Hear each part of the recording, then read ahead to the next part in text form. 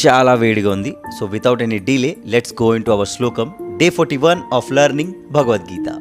సంజయ ఉవాచ ఏవముక్త్వార్జునః సంఖ్యే రథోపస్థ ఉపావిశత్ విసృజ్య సశరం చాపం శోక సంవిఘ్నమానసః. సో ఈ శ్లోకంలో సంజయ్ ధృతరాష్ట్రకి ఏం చెప్తున్నారంటే, ఇప్పుడు అర్జునుడు బాధలో ఉన్నాడు, వాడికి యుద్ధం చేయాలని అస్సలు మనసు ఒప్పుకోవట్లేదు.